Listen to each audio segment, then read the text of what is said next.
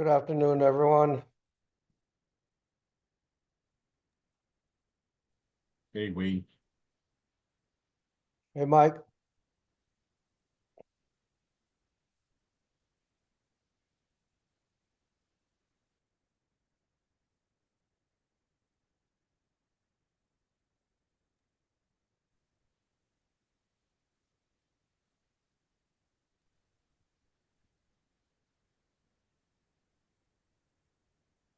Sarah, the IFA Hilo library is on mute.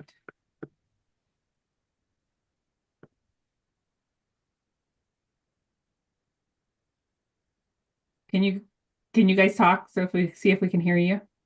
Can you hear us now? Yeah, that's better. It's a Yep. little bit soft, but I can turn it up on my side. We're good. Hi, Diana. Everybody.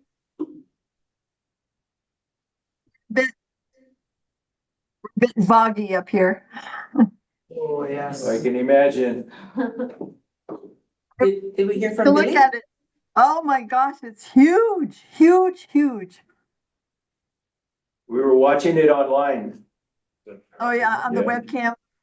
Yeah. You mean Yeah. it's erupting again?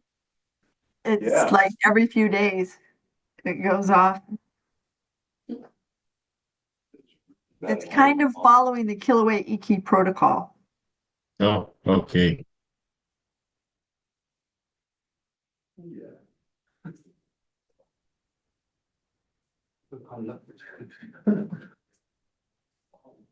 It hasn't done this No word from Billy. since 15 hours. Wow. You checking, Sarah? Yeah. With Bill? Oh, I can check. Reminded me, let's go. But we have quorum with Yeah, we have Diana. I think the last time I tried to call Billy, the phone number I had was not. I'll try again. Either that or call the one I gave you for his wife, Pat.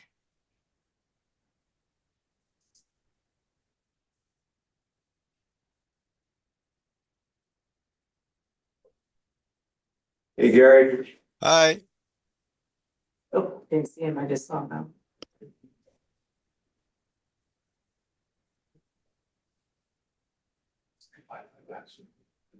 Dance hula. Capital D, capital H. Bonnie's on. That's good. Bonnie's on? Yeah, Oh, great. okay. Great, all right. I just covered.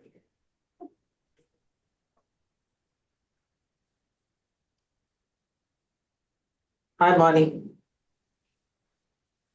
Since we have quorum, I'm just gonna go ahead and start the meeting. So it is 5:03 PM. And we'll get the meeting started, but for those of you on Zoom, to raise your hand if there's anyone in the area or in your room. For the record, Hi, this is Sarah. not seeing any hands, we're good to go. Hi, Let's Dr. see, Bergen. so meeting is called to order at 5:03. Good. How are you? We have no public comment We're calling to see if you're gonna. as open our of meeting today. 5 PM. So we're gonna move forward with approval of the minutes Yes, regarding March Greg 4th actually approval of the called you. minutes. There was one change that I had Okay, requested on thanks. approval of the minutes, and that was basically my name was missing from the attending the meeting, so we added that in. Other than that, I don't have any other issues with the minutes. So I'll make a motion to approve the minutes of the March 4th meeting with the amendment that we add Julie's name. She was here, she just got in late. Her Okay. name was left off the attendees list. Could I have a second?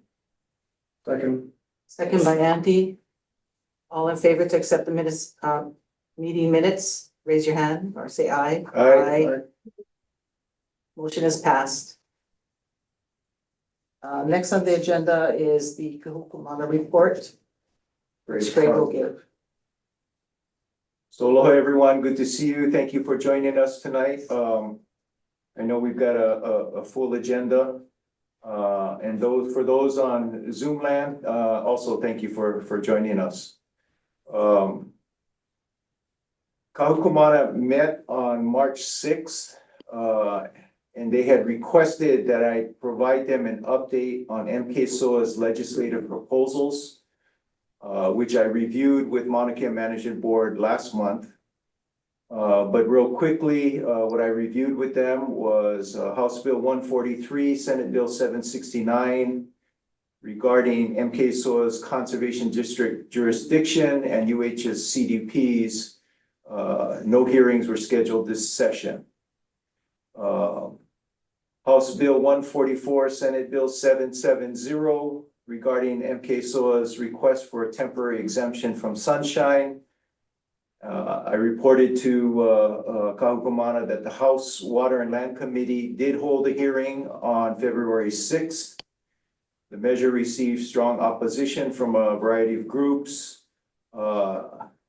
After the hearing, MKSOA requested the bill be pulled and deferred. So no action on that bill.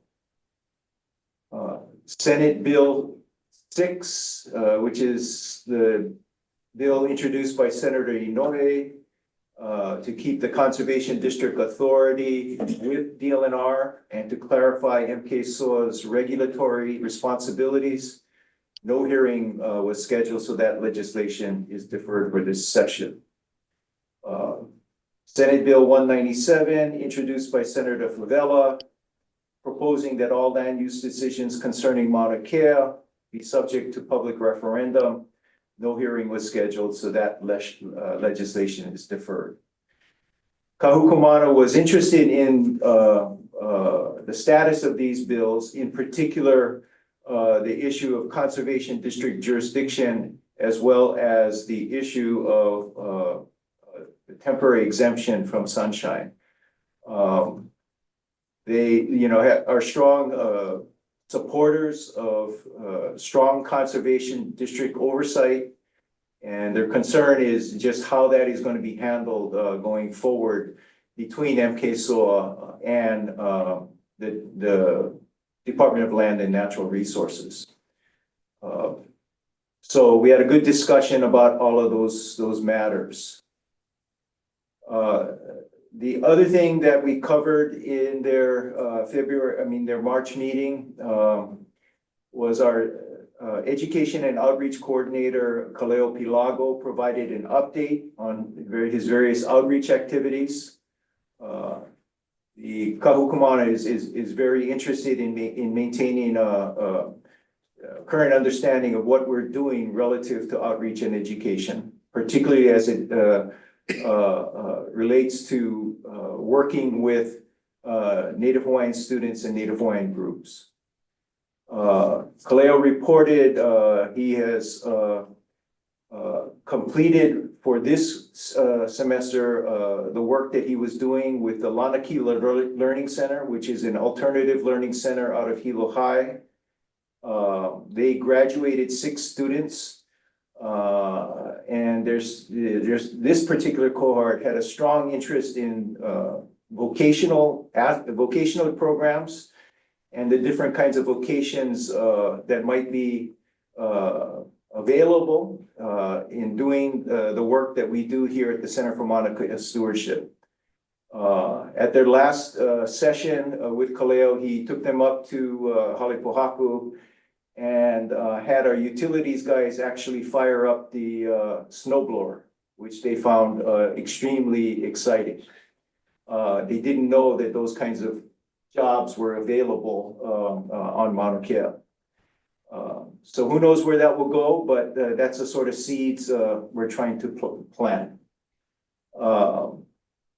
Kaleo reported that on March 8th and March 8th, he had another group coming from the University of Hawaii Malama Kaya Ulu program. This is a group program where students are actively engaged in various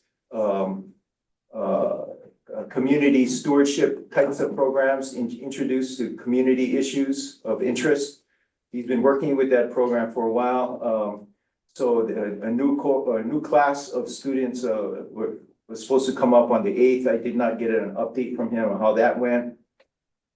On March 20th to the 22nd, we hosted the University of Hawaii Hilo Honor Group That's a citizenship leadership program run out of the University of Hawaii. Students receive a stipend for participating in a year-long program where they are encouraged to develop their citizenship and leadership skills. They get involved in the community in various ways. I think this is the third year we've hosted them, and Kaleo helped with some of their cultural protocol, and as well as discussing and sharing with them information about the cultural resources and the cultural significance of Mauna Kea. I know Doug Simons also did a presentation on astronomy to that group as well. And then late in the month, the 24th to the 28th, he hosted, or he participated in the Hilo Hoakea program. This is a program that was run throughout Hilo for the week that was really focused on introducing students to STEM via the Va'a community in the state. So they had the Va'a representatives from the Va'a community from all over the state come. They had programs at various locations, including Imiloa and Richardson's and other venues. Kaleo brought together a group of our staff, including rangers and the visitor information station staff, where they shared what we do and some of the opportunities available to students working on Mauna Kea. And then the last thing was that he reported he is in the process of setting up a meeting. The Hoakula training area has a new staff archaeologist who is Native Hawaiian from Hilo. And so Kaleo has reached out and we've connected, and we want to explore some possible opportunities to work together.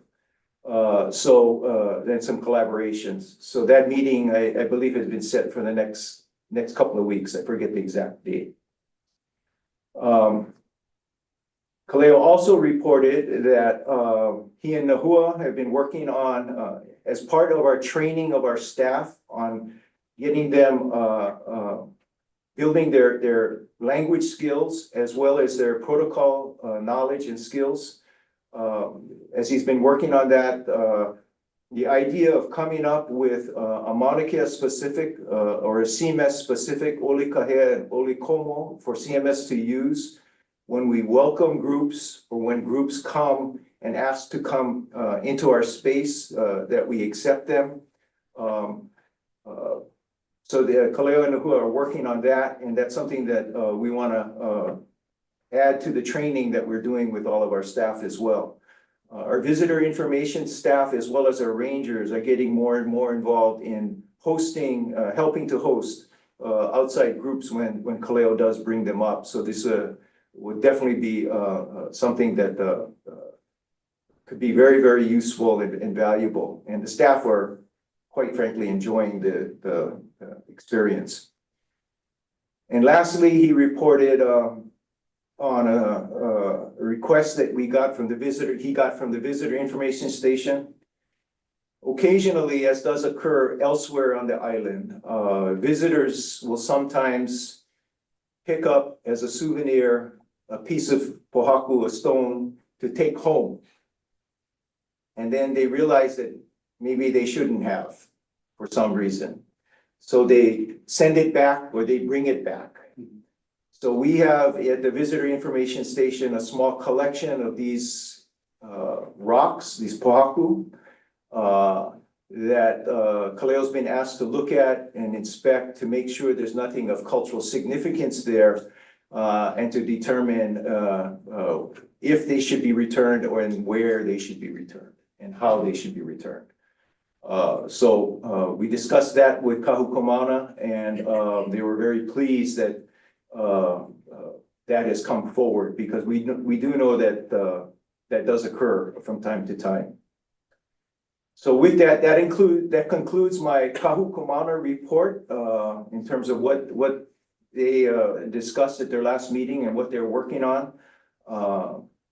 Any questions? Ooh, bless Bless you. Thank you. Do we have any comments, questions, concerns for the Kukumana report? If not, we'll have Greg move into the executive director's report. Okay, thank you, Chair.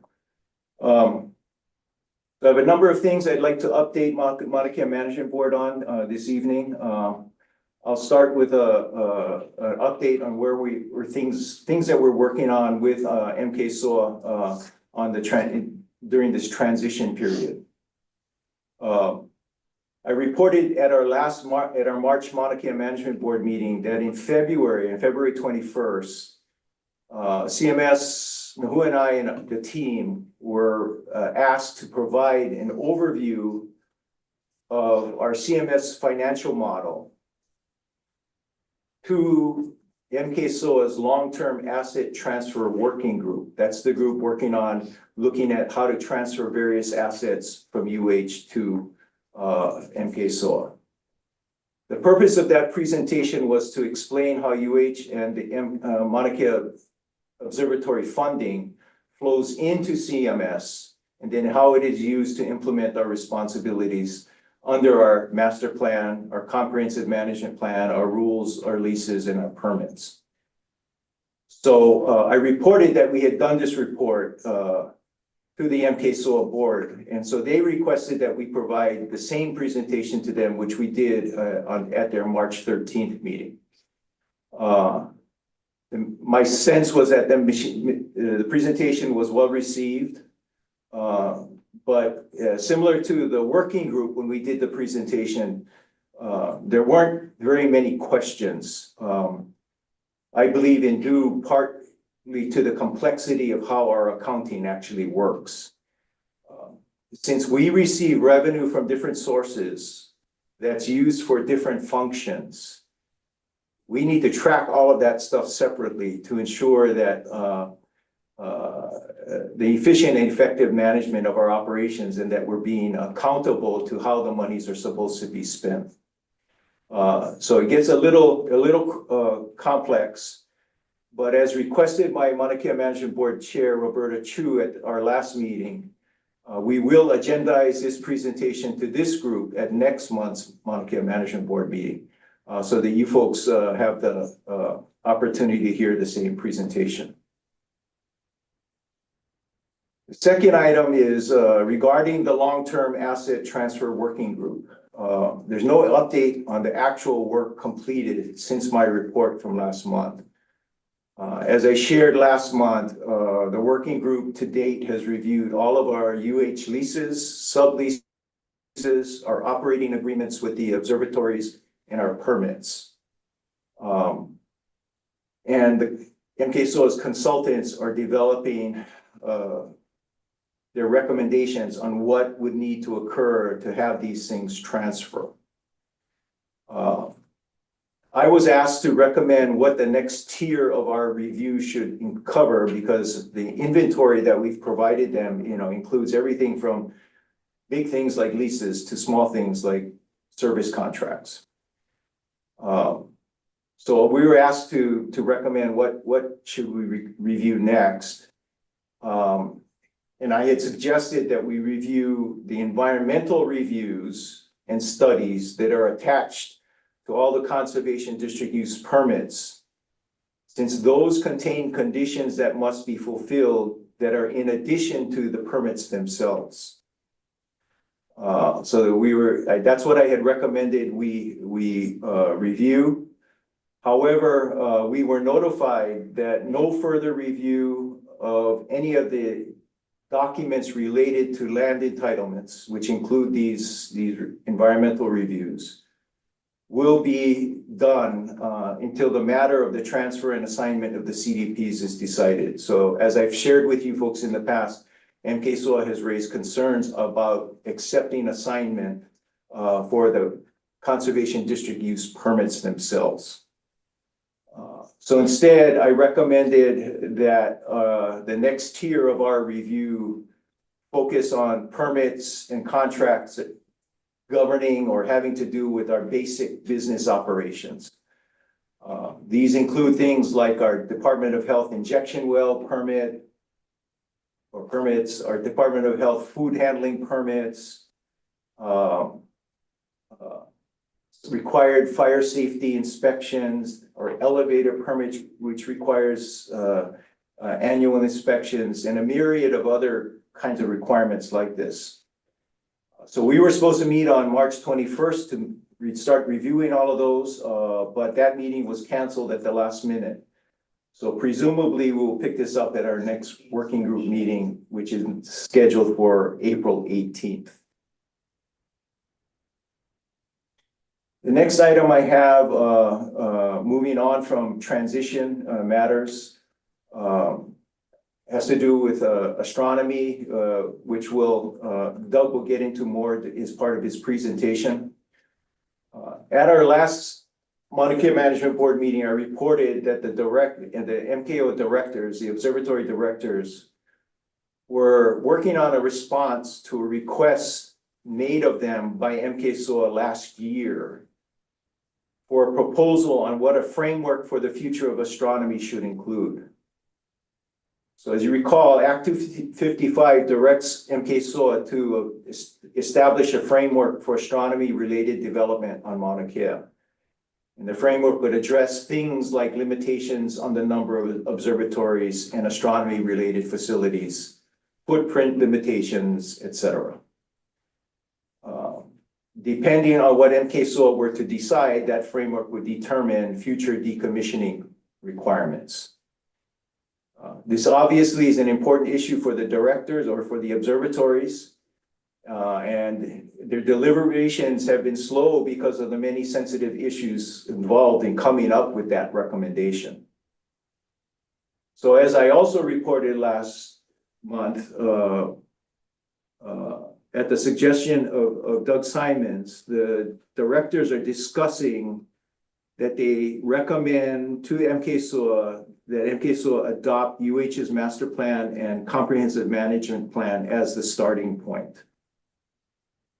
Again, as you recall, our master plan limits astronomy development to no more than 9 observatories in the future, with or without TMT, and how decommissioned sites can be used, and the process that we were going to use to determine who would decommission so we could reach the 9. The CMP, the Comprehensive Management Plan, outlines the actual process for decommissioning, which we've now implemented and followed with the 2 decommissionings that we've done. And adoption of our plans would greatly facilitate MKSOA being able to assume operations by 2028, while they deliberate on changes to other aspects of the plans that they want to consider. It would also enable discussions with the MKOs about future leases to begin sooner than later. So CMS, my team, Executive Director John DeFries, and the MKSOA management team, we've been in discussions about the implication of this at our joint management committee meetings. But ultimately, this is a decision that will need to be made. Adoption of our plans is a decision that will ultimately need to be made by the MKSOA board themselves. So I have one more item as part of my report. I know that we've had conversations in the past about the status of our commercial tour operators. They are all operating under permits that we adopted from DLNR, that we accepted from DLNR, and that have not essentially been changed since 2007. For a variety of reasons, we've been wanting to issue new permits, and we were in the process of preparing to do that, go through a whole process of releasing an RFP for new proposals. But with the formation of MKSOA, and they're having the responsibility for determining the future of commercial activities on the mountain, we have put that on hold. However, their fees have not been increased or adjusted since 2007. So we held a meeting with the commercial tour operators on March 27th to discuss increasing their current fees. Under the terms of their current permits, UH can increase fees with 30 days notice. But we wanted to obviously to work with the CTOs on this. It's not something we were wanting to just spring on them. In prior discussions with NAHUA, that NAHUA had with the operators, there seemed to be broad agreement that an increase was only fair at this point in time. So the current rates are $6 per passenger, or a minimum of $1,200 per month. As I said, this rate has been in effect since 2007. The monies we collect are used to defray costs of road maintenance, the visitor information station operations, portable toilet facilities, and ranger services. Based on inflation, our cost of services, survey of entrance fees to the national parks, Hanauma Bay, state parks, and other attractions, we settled and presented to them a proposal to increase their rates to $20 per passenger, and a minimum of $2,000 a month, or a minimum of $2,000 a month. All of the commercial tour operators agreed to these new rates, except for Roberts Hawaii, who shared that they could not sign off without a higher level approval, since they're a much larger corporation. And the fact that they're in the process of changing their whole business model in terms of who their target market is for this particular tour.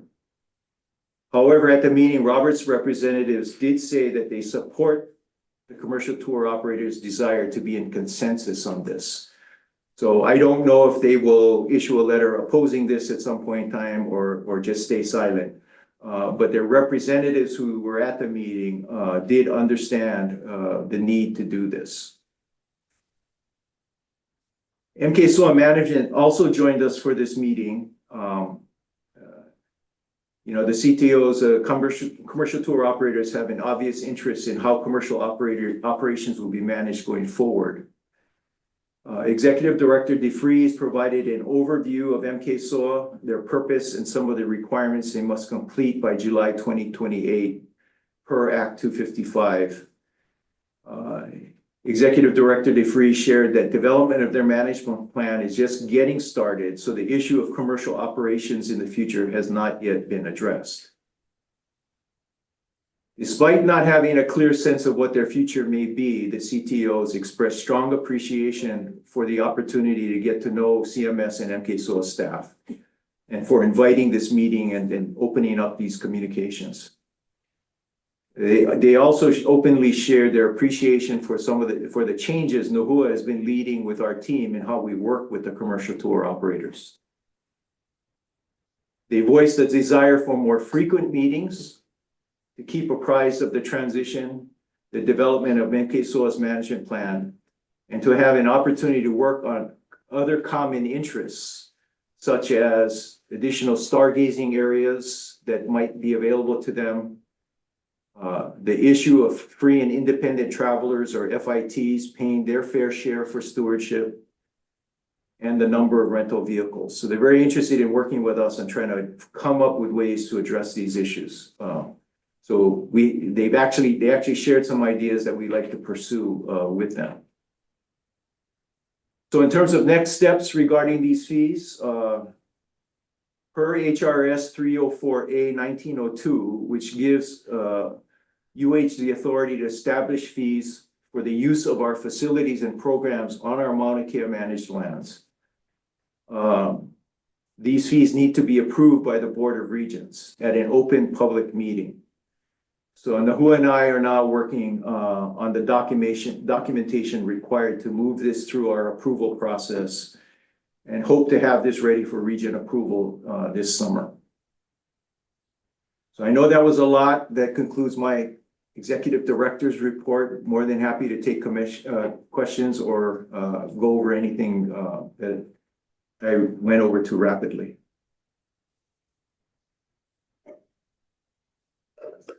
Any questions or comments? I'm glad we're reviewing and reassessing the CTO's I think that's quite reasonable for an increase after well over a decade. Yes, absolutely. Yeah. No questions, comments? Okay, so we're gonna move on to the next agenda item, which is the Doug Simons will give a presentation with regards to the current state of Mauna Kea astronomy. So the floor is yours, Doug. Okay. Yeah. Screen share. Yeah, so while Doug is pulling up his presentation, for those on Zoom land who do not know Doug, Doug is the director of our Institute for Astronomy, which has operations at UH Manoa, UH Mauna Kea, here at UH Hilo, and then also at Haleakala. Doug and I have worked together since I became involved in this current role, actually even before that, and has had a strong understanding because of his background in history and working with the observatories. Doug was actually a director of the Canada-France Hawaii Telescope. A strong understanding of the history and of Mauna Kea astronomy. So as requested by this board, I asked Doug if he would be willing to come in and just give an update since, you know, what Mauna Kea Management Board's a big part of our role is to look at, you know, how do we support the state's astronomy program and continue its help support its continued success. So with that, I'll turn it over to you, Doug. Thanks, Greg. Well, hi, everybody. Been a while since I've been at an MKMB meeting. He used to be an MKMD meeting member as And well. Rick and I started, I think, the same time. Yeah. And served about the same time as well. And I'll reference a past meeting in this presentation. I'm gonna cover a fair amount of ground, do some science, education, a little tech, management issues, challenges, et cetera. Stop me at any time. This will not be Cory Booker 2.0. I'll get it done hopefully in 30 minutes.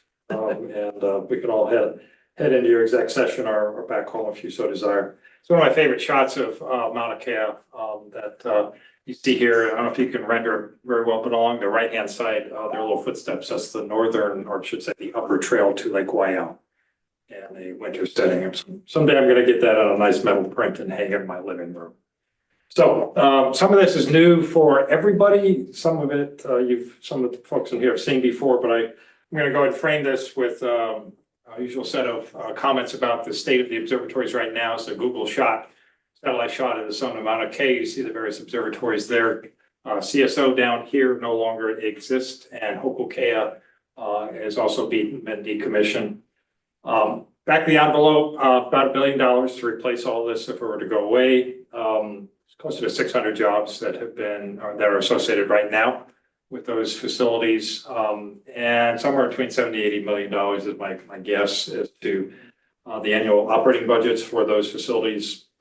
That is all funding, or nearly all funding, provided by international science funding agencies like National Science Foundation, NASA, National Research Council of Canada, et cetera. About 2/3 of that goes into the Big Island economy through salaries. A good fraction of that goes into local contractors. I think we used over 100 contractors on the island. So that is essentially pumped straight back into the local economy as a sort of economic engine, if you will, behind these observatories. It's also one of the neatest international partnerships I suspect we have in Hawaii. There's like a dozen or so different countries that each contribute financially to those observatories, including some countries that don't necessarily get along in general, but do, at least through their scientific research, about $220 million of annual economic impact across the state, about a little over $100 million annually here on Hawaii Island. It's also, these observatories are a really important bridge to the community in a lot of ways through education and outreach and other things that I'll cover over the course of the presentation. I'm going to take a little bit of left-hand turn and take a nod towards a hero of mine. At some point I'm going to give a presentation, hopefully team up with Larry Kimura, about an individual who was singularly important in the history of discovery of Mauna Kea as an observing site, and that is Alika Herring. I also did this because when Greg and I served on MKMB, Harry Kalua was also on the board. He lives in Keaukaha, and I believe these two gentlemen are related. And Alika was the first person to use a telescope on Mauna Kea back in the early 60s and recognize with his eyes, that was the tech at the time, the site quality. And it was an amazing convergence of various things, including the so-called Herring super mirror. You can look that up in Google if you like. The mirror that he ground, and that was like 2,000 mirrors into his art, if you will, working for Cave Optical, which is a company in LA, was of order the most precise parabolic mirror you can generate with computer systems today. It was astonishing how accurate that mirror was, and it was quite world famous at the time. Combined with his visual acuity, he was hired by NASA with his eyes having incredible dynamic range to try and identify lunar landing sites in the early 60s from Hawaii. And the incredible atmospheric properties of Mauna Kea. It all came together with Alika Herring. And after the first couple of weeks of him on Mauna Kea, alone up there, he came down and he proclaimed, and he knew, it was kind of terrifying. He knew alone this was the best site that existed. And for small periods of time, in fact, he told how the atmosphere was perfectly stable. You could see as many as 10 diffraction rings. Looking at you, Andy, I didn't think you'd do that with naked eye.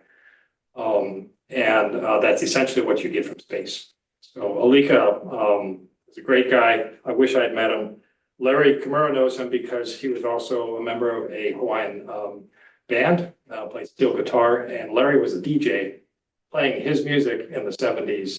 So Larry and I at some point will collaborate on the presentation about him. Lower right, that same mirror that he built in the 60s was used to transmit a laser beam over 100 miles in the desert in California in the 60s. It was the first line of sight communications through laser comm ever achieved. And you needed a mirror of the quality that Alika had to send a collimated beam over 100 miles. It was an astonishing achievement. Okay, the number one question I get in the field from the public is why Mauna Kea is so uniquely adapted for astronomy. There are a lot of properties about Mauna Kea that make it particularly superb for astronomy research. But I would say the number one reason is the shape of the mountain. As you're well aware, it's a so-called shield volcano and has relatively small amounts of topographic relief as you look at it from the side. Mauna Loa is the same way. And what happens basically is as the trade winds flow up and over the summit of Mauna Kea, because there's so little jagged topographic relief along the side of the mountain, air flows up and over, and that lack of topography does not inject ripples into the air as it passes overhead, giving what we call laminar or smooth flow of air over the top of Mauna Kea. Obviously, there are lots of very high mountains around the world. Himalayas are much higher. Naively, you would assume that's even better, or maybe the Rocky Mountains have tall peaks. If you've ever flown into Denver Airport, you will note every single time you're bouncing all over the places you're coming in for landing, you are flying through the turbulence that you're trying to look through if you were to put a telescope on the Rocky Mountains. So this is absolutely essential to the nature of Mauna Kea as an astronomy site. It's the shape of the mountain. Arguably, Mauna Loa should have the same type of property. It's an active volcano, obviously, so you're not going to put $1 billion worth of equipment there. The low humidity is also an important factor in that. Typical humidity up there is 10%, which means certain radiation can penetrate down to the summit of Mauna Kea, including an infrared and high frequency radio that does not otherwise get to the bottom layers of the atmosphere. Not obvious in this picture, unless I pointed out, but the cloud deck that you see off to the sides, that's part of the so-called diurnal inversion layer that sets up because of high pressure that's pushing down from the upper atmosphere across the Pacific Basin. And those cloud tops are below the summit, which is a kind of neat feature of Mauna Kea. This is a time-lapse video from Mauna Loa looking across the saddle. The point being that on most nights, those clouds never get above the summit. On Haleakala, it is not true. It's much more challenging to operate on Haleakala. And looking down from Mauna Kea on the video on the right, those clouds have the very useful feature of blocking city lights to a reasonable extent, as well as looking down towards Hilo from the summit of Mauna Kea on the right-hand side there. So Mauna Kea over the past 50 years is kind of captured in this set of graphics here. I got this picture from Steph Nagata. She has a whole collection of sort of historic photos. The guy in the Maile in the back about to go into that wonderful so-called four-wheel drive vehicle is Governor Burns. And this was an entourage immediately after the road to Mauna Kea. The first version of the road to Mauna Kea was established in record time, so to speak. Again, this was pre-EPA, pre-EIS. They did things a lot faster back then. Let's leave it at that. That in turn eventually triggered the master lease that everybody's familiar with here, being signed in '68, an agreement between the state of Hawaii and the University of Hawaii to establish observatories on the summit of Mauna Kea. And the accomplishments that followed, as I'll show you here, in the 1960s could not have been predicted. They ranged from everything, including Nobel research that's been traceable to Mauna Kea directly, including the discovery of the dark energy, the dominant component of energy in the universe right now. Black hole research that led to Nobel Prizes for these three individuals, including Andre Ghez at UCLA.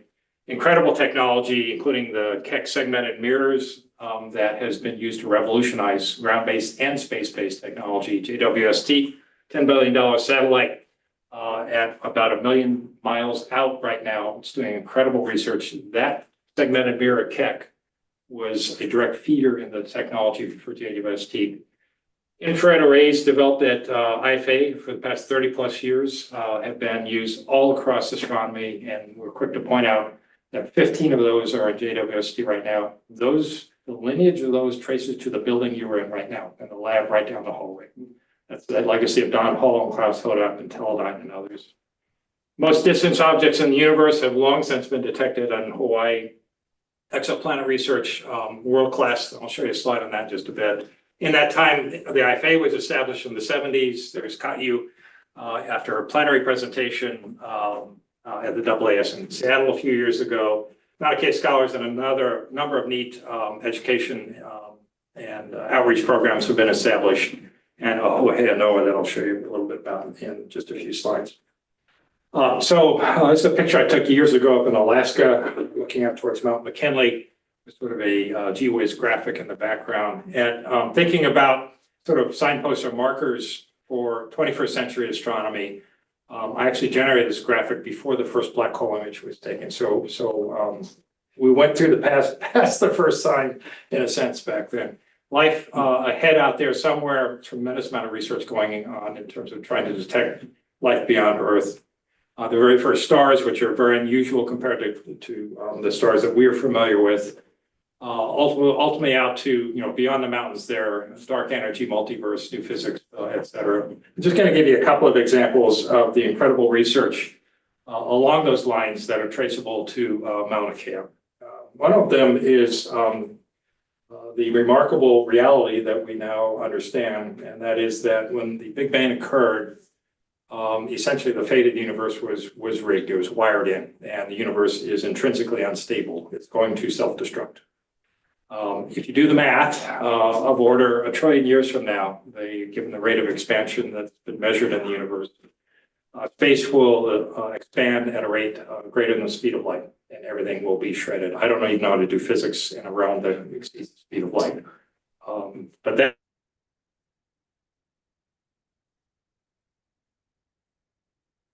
is ultimately the universe as we understand. That's a question that has been posed for generations. It was our generation that answered it, and in large part because of the research on dark energy. It was also researched in Chile back in the late 90s. But this is a fundamental contribution to science and knowledge that Mauna Kea played an essential part in.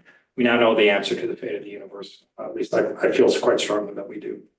And just another example for you, and I do on occasion enjoy a glass of scotch on my back deck when I turn out the lights, and when it's actually clear in Hilo, which maybe it'll be tonight. When you look in the night sky, imagine the planets that are going around them. The reality is that due to research, again, much of it traceable to Mauna Kea, essentially every star that you're looking up in the sky has planets around. We now know this. When I was a grad student, we had 9 planets and then they kicked Pluto out, right? So that was the legacy when I was a student. Times have changed, and we now know that planets are everywhere in the galaxy, orbiting stars, and about 1 in 5 of them are Earth-like. Okay. So how does that figure into Mauna Kea? As I hinted at before, my understanding is back around 2000, the very first transit measurement, photometric transit measurement, was made at Keck. Kind of a wild experiment because it requires very sensitive photometry. Essentially, as planets pass in front of their host star, and you're measuring the brightness of that star, when the planet goes in front of it, you get a little bit less signal, a little bit fainter signal from that star. That's a result of that measurement. And the net result being that you can detect that planet. More exoplanets have been found through that technique than all the other techniques combined. There are like 5,000 or 6,000 exoplanets right now. That's all traceable to roughly 25 years ago, that experiment run on Keck. And beyond that, the first movie that I'm aware of ever recorded of exoplanets was performed on Mauna Kea. I think this is traceable Gemini. And what you're looking at are 4 little white dots going around counterclockwise here. The star in the center has been blocked out in this movie. In the lower left, you see time ticking along. This is over the better part of a decade or so. So now we can not only just look at individual planets, but we can actually watch them go around and do all kinds of basic physics on their properties. Okay, with that as sort of a teaser as to kind of the neat science that Hawaii astronomy, Mauna Kea astronomy in particular, that I could give another talk about Haleakala astronomy, but that's another subject altogether. I want to try and introduce a little bit of a paradigm shift in people's approach to thinking about astronomy in the state. Basically, I tried to capture in one bullet the essence of how Mauna Kea astronomy works. And that is, in exchange for providing Mauna Kea and Haleakala access to various governments around the world, the state of Hawaii provides access to observatories, is provided access to observatories sponsored by those governments, enabling the state's astronomy program. That is a model used elsewhere in the world. Chilean universities have access to Chilean telescopes as negotiated by the federal government of Chile. Spanish universities have access to La Palma as negotiated by the federal government of Spain. So this is not a unique thing in Hawaii. This is our version of it. It's a state government instead of a federal government. That state program is hosted by the University of Hawaii. And that's a distinction because I often hear this is a UH thing. The way I run IFA, this is a state thing. It's island-wide, all across the state. It has tentacles all over the place, economic, education, et cetera. So I very much feel it, and I feel extremely honored to be in a position to lead the state of Hawaii's astronomy program, which is arguably one of the largest and most successful in the US and frankly in the whole world, enabled by this arrangement between federal governments and the state of Hawaii. And UH is tasked with creating a program that benefits the state and is part of a strategy envisioned by Governor Burns, recall that slide, to leverage Hawaii's natural resources to increase our global presence and value while benefiting the people of Hawaii. Literally, the air above Mauna Kea is a natural resource. We take it for granted.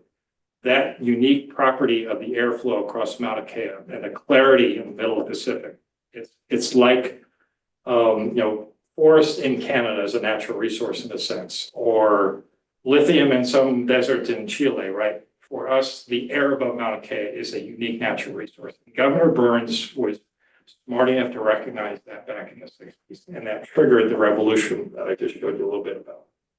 What that enables is a collection of telescopes, unlike any in the world. And I really emphasize that they do different things, and combined, this collection of telescopes enables research that you can't do at any other co-located telescopes as well as you can on Mauna Kea.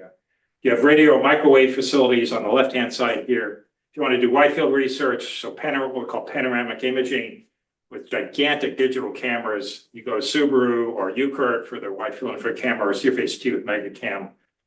The highest resolution work that you can do, probably at Keck, albeit with Skexeo under certain conditions, they produce the highest resolution infrared images on the stomach.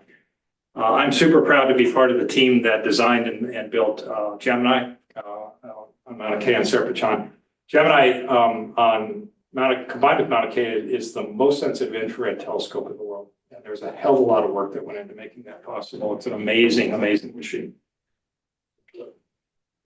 The net result of all that is this chart, which I like to share with folks, particularly here on Hawaii Island, because the reality is that Hawaii County, as I say here, is the home to the most scientifically productive research complex in astronomy in the world. And that is a unique distinction in the US and globally. What you're looking at is a metric derived by a guy called Dennis Crabtree, who's up in Canada, and every year he basically runs an analysis on publications.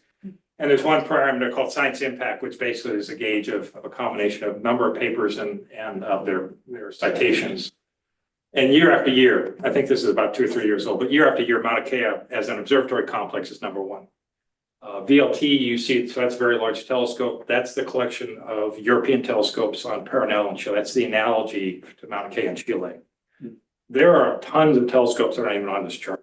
They didn't even make the cut, if you will, this chart. And this outperforms Hubble Space Telescope too, Mauna Kea does. So again, this is not a small deal. This is a unique contribution that we hear. Again, thanks to Mauna Kea, we have this incredible advantage on the entire planet that we have this resource available to actually conduct astronomical research. So with that as background, let's go backwards a little bit to frame how the future of 21st century Hawaii astronomy, at least elements, might look down the road. So I think it was 5 or 6 years ago in this room, and I was at CFHT and starting to raise alarm bells within CFHT board and not long thereafter Maunakea Management Board. My concern being the ticking clock of lease renewal. So I was making noises back in the 2018, 2019 timeframe because the math wasn't that hard to do, so to speak. And this is the title slide that I showed called domino theory. And my concern then and remains is the potential of various circumstances driving multiple telescopes in a cascade because of cost sharing to be unable to sustain Mauna Kea astronomy. They do not live in isolation. There's a tremendous amount of collaboration. And that cost sharing model is vulnerable if we don't have a sustained number of telescopes. So this is the first of my dreaded, Doug's timelines that I introduced at the time. CSO is still being decommissioned, very complicated process to go through that. And so the next 5 years are critical. And my penultimate point there in the lower right, this is why as an overarching priority, those who are in a position to ensure future for Mauna Kea astronomy must do so by the first half of the next decade. So that's today. Okay, so this was me sort of predicting a fairly serious situation if we don't figure out a way to get leases renewed for those telescopes. So some of the goals that I sort of laid out, at least my own thought process, was first of all, through these new land use agreements, first of all, lay down a foundation for a vibrant future for Hawaii astronomy. Those agreements are basically going to define a good chunk of 21st century ground-based astronomy. Which is a huge contribution to all of astronomy. This is a huge responsibility I think we all have, a kuleana that we all have. Give and take is going to be part of the process. I hope everybody gets that. However, failure to reach closure on this is simply unacceptable. I think the state of Hawaii and the people of Hawaii would bear the consequences of that. And to the extent possible, everybody recognizes that some decoms are going to be part of that whole process. We've had 2 since the time that I put this slide together, namely CSO and Hoku'ea, and I would not be at all surprised to see additional decommissions occur as a result of negotiations that are still pending for new land use agreements. So a critical pending decision for the Mauna Kea Authority is the number of telescopes that are allowed to go forward, because that tells you how many telescopes are available to share costs. And this is a fundamental issue for the observatories in the sense that until we know the cost for a new lease, it's very difficult to know if we want to have that lease or not. It really is that simple. And the cost is in large part a shared cost. So we need to know the number of telescopes to split those costs across to figure out what it is for each telescope. So some assumptions and make sure everybody's aware of the, what I call boundary conditions and all this.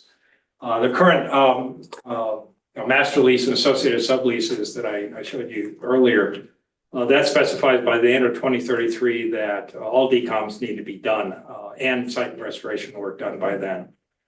So you do the math and you figure sort of wet finger in the air, maybe 5 years to decom. That's a bit faster than CSO took. We're sort of 3 to 4 years out before notices of intent to decom are going to be essentially required. At least the agencies and the observatories can have a really tough call as to how far they want to push down this road before they simply are running out of time. So if you think we got a decade, you're wrong. We have somewhat less than a decade to be able to divert ourselves from this domino theory that I was talking about. As a reminder, all the existing subleases remain in effect until the new leases are issued by the Maunakea Authority. I hear, why can't we, just extend the leases and do things of that sort? The only viable one that I'm aware of, and I'm not an expert, but there's certainly a precedent for that, and that is 1-year revocable leases or subleases as extensions, effective the end of the current master lease. I'll simply say that's kind of an embarrassing way to support $8 billion research complex. I think, the observatories have decade-long windows of technology and finance planning. We are already at a point now where our inability to be assured of operating beyond 2033 is impacting decisions about the technologies, new instrumentation, things of that sort. And that squeeze only gets tighter as we go closer and closer to 2033. So if we're in a mode where we only have a 12-month extension on the lease, it's very hard to convince agencies to go ahead and pump millions of dollars into cameras and spectrographs and things of that sort. As I said before, the future of Hawaii astronomy fundamentally lies in the hands of our local community. Without local support, which I would like to think, I feel quite strongly we have strong local support now, but we have to have that. And that isn't just a requirement for the observatories. I think there's tremendous benefit for everybody through Mauna Kea and Hawaii astronomy. So this is not a new process for me. I've been watching this movie for a while. It started for me, at least in this slide, back in 2014 with EIS prep notice that was issued by the university and then paused and restarted in 2018. What happened in between was protests on Mauna Kea and Governor Ige's 10-point plan, which called for a suspension of that EIS process at UH. When it restarted in 2018, as Andy and a few others know, I started as CFHT director to hold sort of monthly meetings with the other directors to basically try and pin down what do we want in terms of terms for new leases in anticipation of the university coming to us to renew those leases. I just want to get everybody as organized as I possibly could. That was paused for several years, started again back in 21. What happened in between was the 2019 protests, and then COVID just shut everything down cold. We restarted that in 2021 between UH and the MKOs. Basically, Greg was going through a parallel process at the time, and we essentially merged our terms with UH terms where they overlapped. It was easy to identify concurrence. If they didn't overlap, we just took a superset of both basically to figure out what those lease terms would look like. And these were the essential terms that emerged. And I point this out to give you an idea of the nature of what needs to be negotiated. And this is probably a subset of what needs to be negotiated. Most of these terms, I think, will have to be addressed through the new land use agreements by the Mauna Kea Authority. This is a process that is iterative with our funding agencies. So Andy will and Gemini director will get a set of terms. He's going to go back to the NSF and his board. I'll go back to the UH president. John Gabriel over at CFHT will go back to NRC, CNRS, and UH. So this isn't something where the conversation ends just because the director has agreed to something. We're just the intermediaries back to the people who actually signed the checks, quite literally. This is a chart that I've shown quite a bit. I haven't updated it all other than to, with a red line, show you kind of where we are now. I've collapsed a huge amount of detail into just a single timeline here.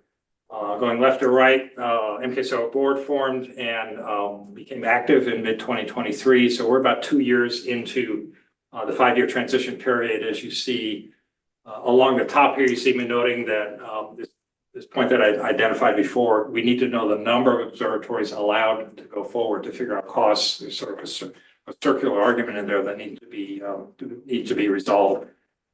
Then I very optimistically painted in this 2 years of lease negotiations when we know the answer to the number of telescopes that are going forward and therefore the costs.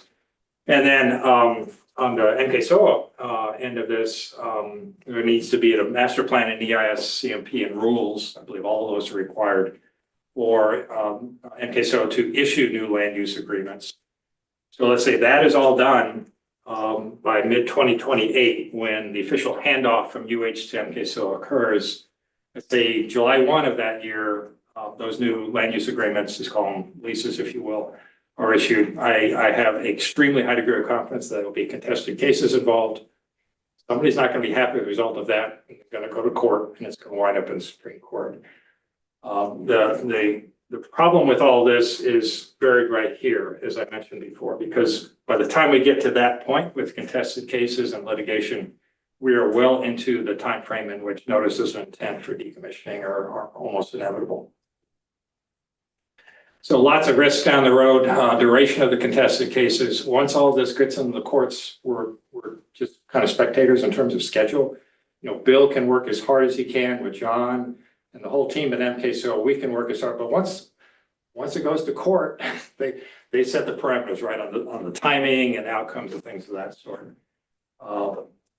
Division complications on the observatory standpoint with the number of telescopes, politics, obviously that's going to be part of it. And ultimately, you know, failure to reach new land use agreements is a high risk in all this. Okay, I don't want it all doom and gloom, but I do want to give you a picture of the amazing things that we're doing and the potential for keeping all that going, but also the potential of what might happen if we lose that aspect of our future here in Hawaii. So here are just a few elements of a vision for Mauna Kea, things that I think would be good to see in new agreements coming downstream. First of all, I've heard this from multiple perspectives. I fully agree. Mauna Kea, because of its site qualities on our planet, should host nothing but world-class research facilities. It's not just, you know, the Pono thing to do, the right thing to do. If we don't tailor our equipment and our research to make best use of this incredible site, we're basically missing out on the opportunity for research and education. So we don't want second class, so to speak, research conducted. And I've shown you already that we're doing the best in the world right now. So that's one thing that, you know, is sort of a basis for going forward. I strongly advocate. We say here a sustainable number of observatories in Mauna Kea through the next period should be identified and supported. And I use the word sustainable very deliberately. And I point that out because I hear, you know, in different contexts and settings, a metric of success being how many telescopes are you going to decommission? You know, if that is the primary metric, I guess logically that means all of them to get to the maximum, you know, quote benefit. But the reality is, if we're going to have astronomy in the 21st century, we need to agree what is a sustainable number. By sustainable, I mean from a standpoint of science education, finance, environment, et cetera. It's not just one dimensional. And there be agreement as to what that sustained future for Mauna Kea observatories looks like. There's always going to be a pause, if you will, in the decision-making process about whether or not just telescopes, but anything is allowed on Mauna Kea. We're now at one of those pauses. And if we do get new agreements in place, there's going to be another one when those expire. So there is a mechanism to have an off-ramp if a future generation does not want to have telescopes at Mauna Kea. That is built in at any level. And telescopes need to be decommissioned as part of this process. But if you're going to have sustained technology, you're going to have to on occasion have new telescopes put in place too. You can't kind of have it both ways. You can't have top-notch research over the course of a century without replacing telescopes from time to time. I argue that they go on recycled sites that have already been used as an ideal way of trying to minimize impact. But the reality is, if you want that first goal that I showed you, which is top-notch science, education, research, every now and then you're gonna have to deep six a telescope and replace it with a modern one. And that's just part of the sustainability model that I'm advocating. This I feel very strongly about. Hawaii should be a global example for indigenous culture and science and contemporary science advancing each other. A few examples of that I've worked with a fantastic team at Kakula and Imiloa, including Kaiu, and that is the first cohort of interns of Nawahi that we had.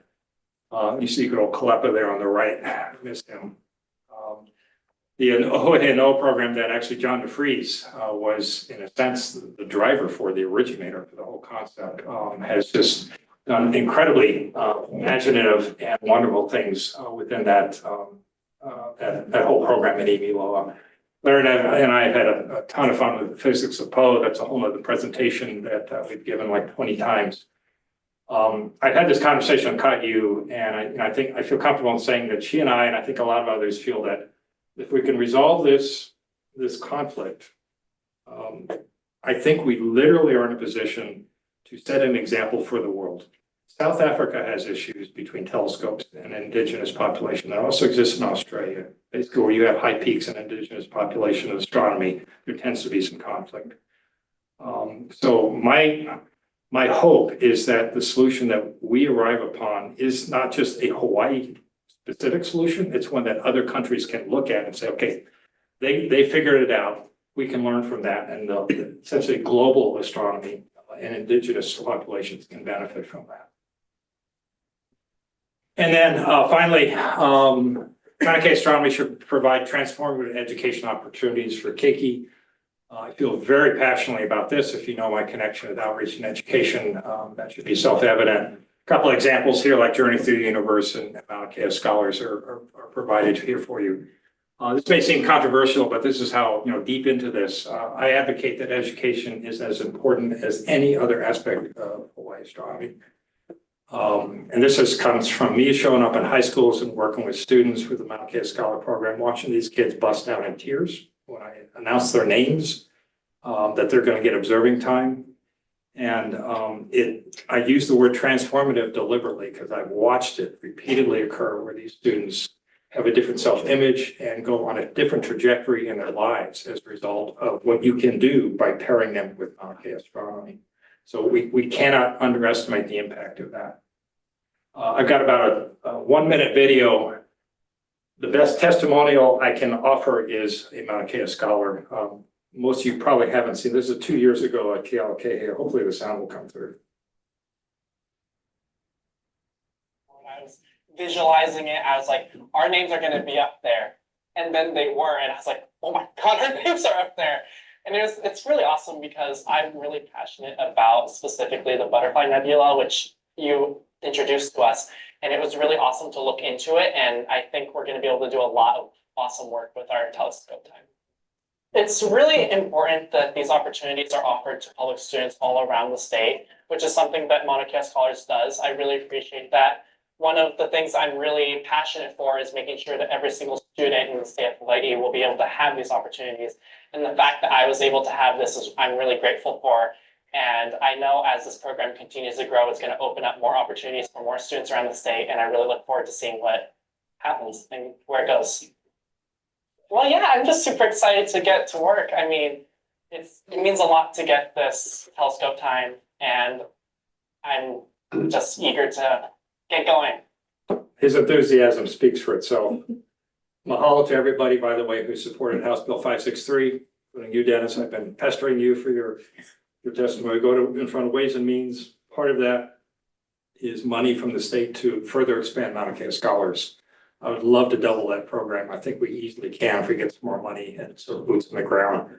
You wouldn't believe the reception we get on Lanai and Molokai with those kids. We show up there, and for the first time ever, they have the benefit and the access to the Maunakea observatories.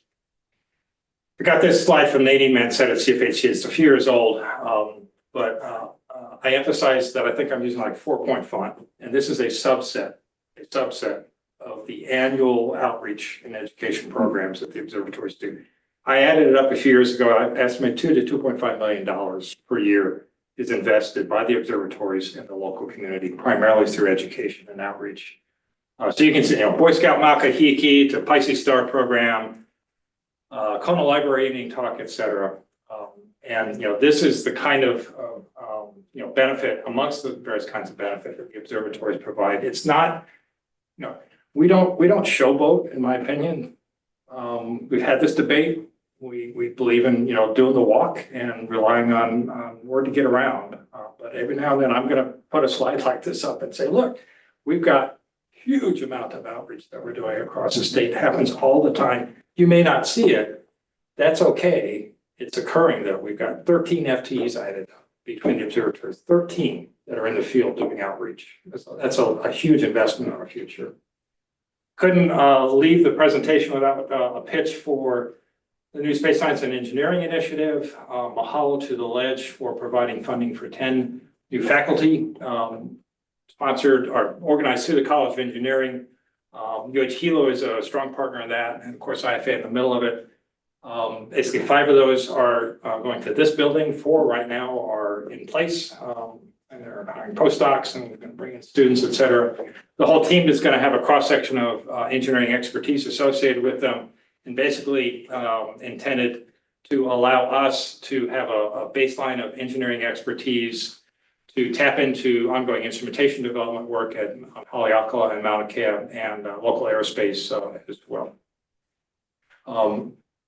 One of the coolest parts of this whole program is that working with our partners UH Hilo, essentially we are using astronomy to leverage College of Engineering to extend to the UH Hilo program.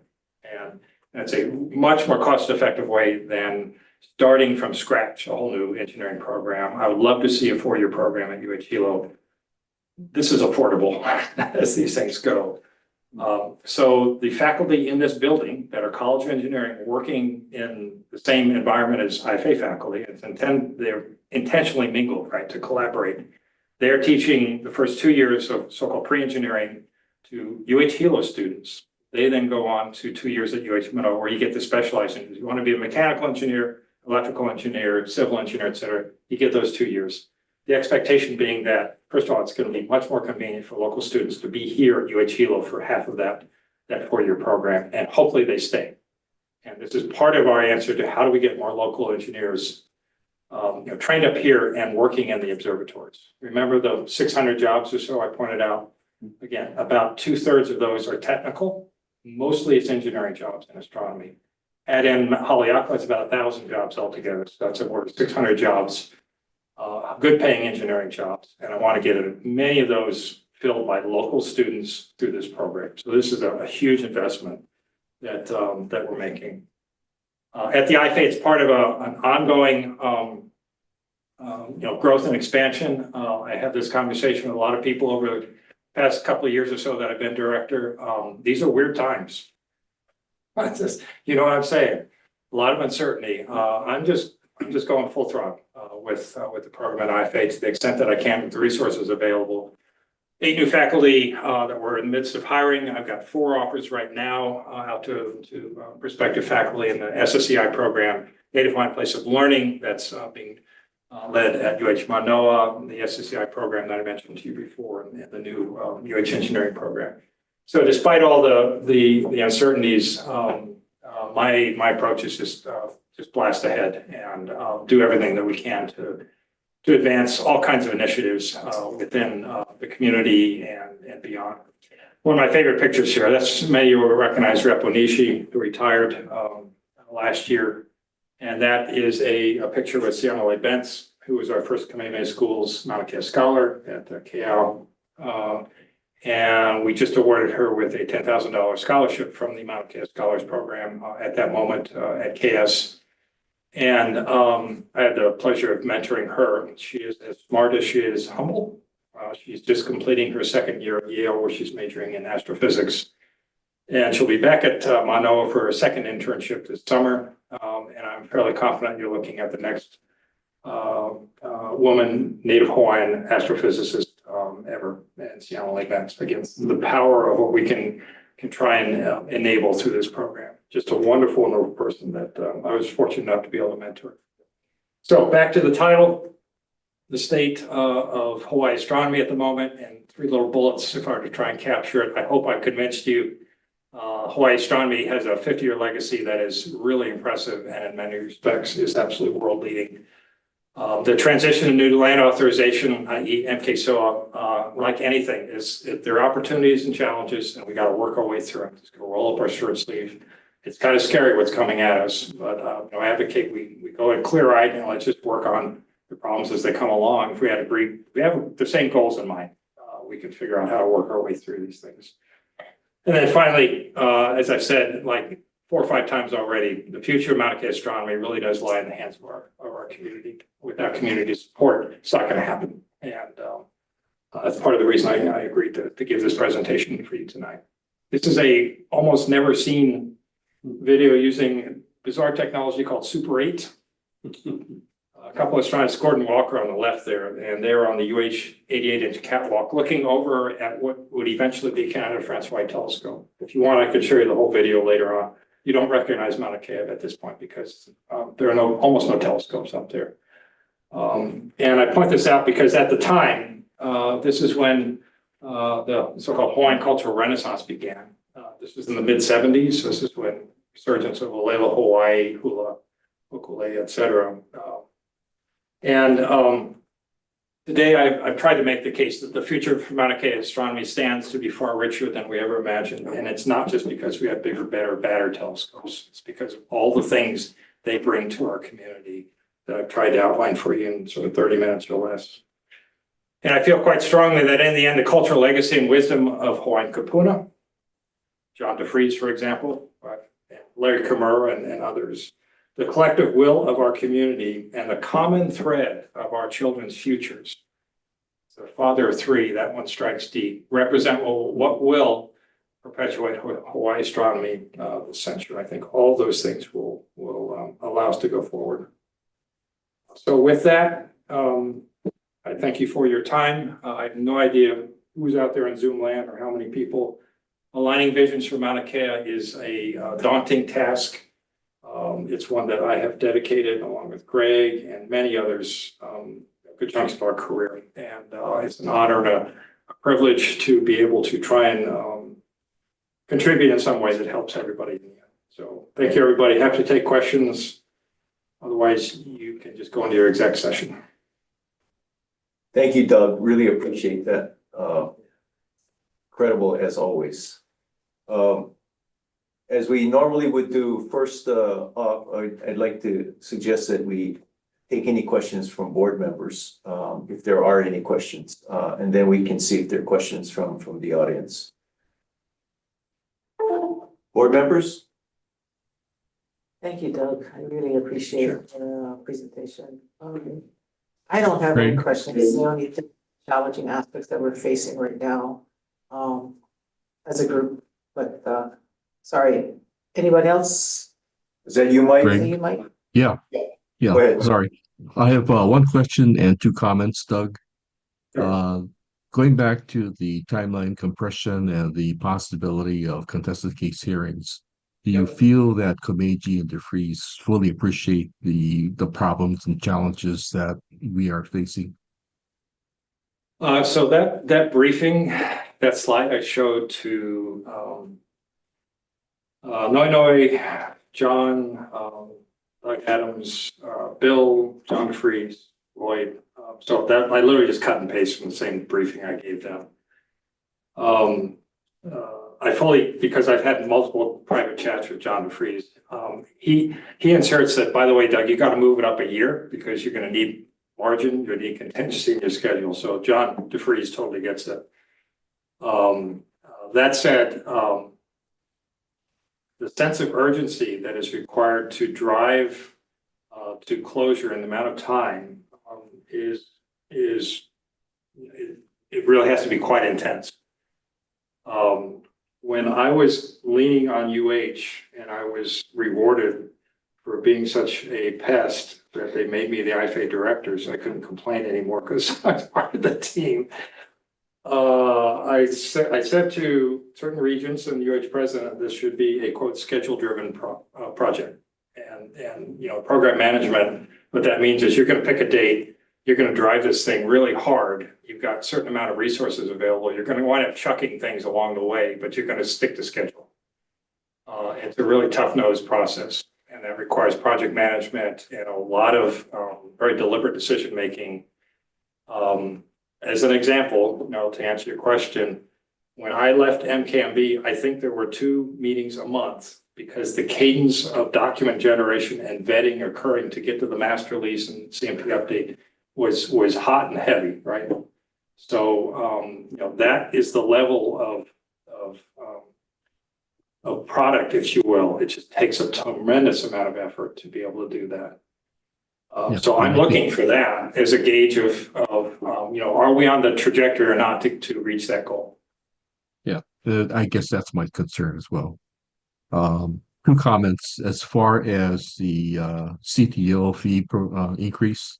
I would suggest you communicate with Yvonne Lau, the board executive secretary.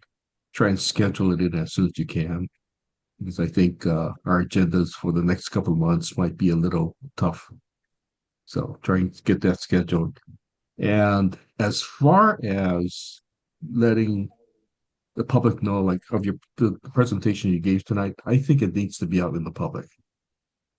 And giving the same information to our political decision makers in the ledge, so that they're aware of the impact that Maunakea has, that MKB, CMS, and everything that the outreach efforts that have been undertaken, what its effect and benefits are. I know Rich just gave a briefing last week to the ledge. I was there prior year, but that was mostly about the space science and engineering program. I'm happy to talk to almost any venue. If you got a Rotary lunch or a civic club, I just show up my laptop and I'm good to go. So if you point me in the right direction, Mike, I'll hop in my F-150 and I'll be there. Thanks, Doug. Okay. Other questions from board members? I am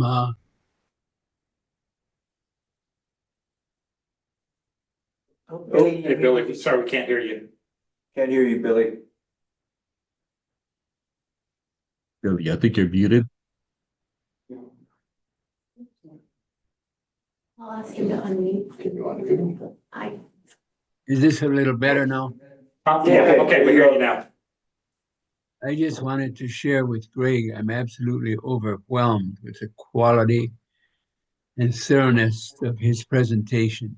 That was excellent.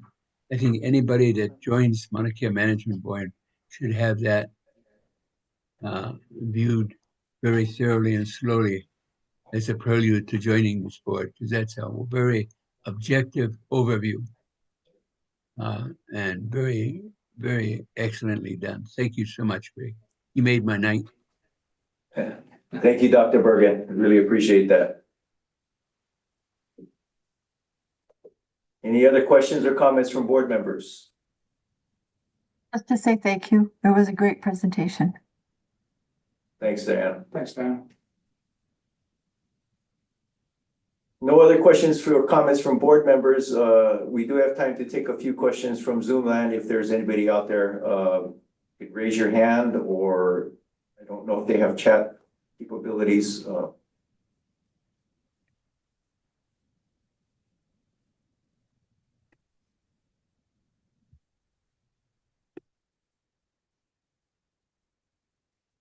They don't want dinner, Greg. Yeah, okay, it's not hearing any. So do I. Thank you very much. Thank you, Doug. Really appreciate it. Yeah. Thanks, Doug. Okay. So next on our agenda is going to be our executive session. We'll probably ask all non-members of the board to exit. Well, go ahead and move to executive session. Could I get a motion to move to executive session? Yes, I'll make a motion, Julie, to move into executive session to discuss matters related to our decision-making authority as it relates to the Maunakea Stewardship Oversight Authority transition. Can I get a second, please? Second. Second by Andy. And we will move into, no opposition, everybody's okay, please say aye. Aye. And we will move into the executive session with the board members. See you guys in a minute or so. Don't forget to log into the executive session link that Sarah sent. See you in a minute.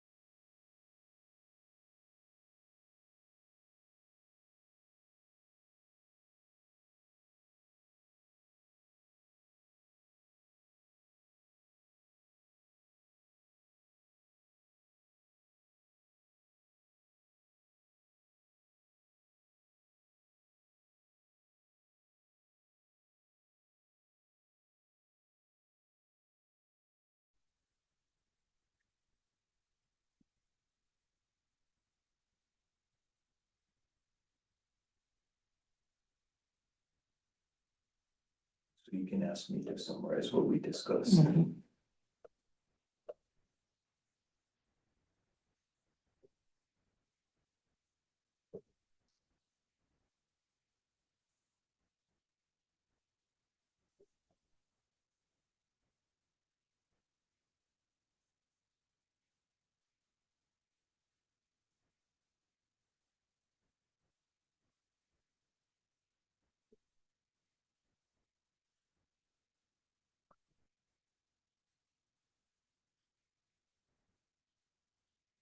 I think that's everyone.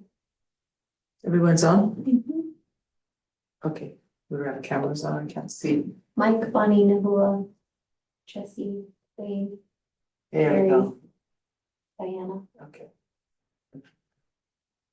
Welcome back, everyone. So we would like to come back into regular session. First and foremost, is there anyone in the room with you as you transition back into our normal session? If not, we will move forward. Everybody okay?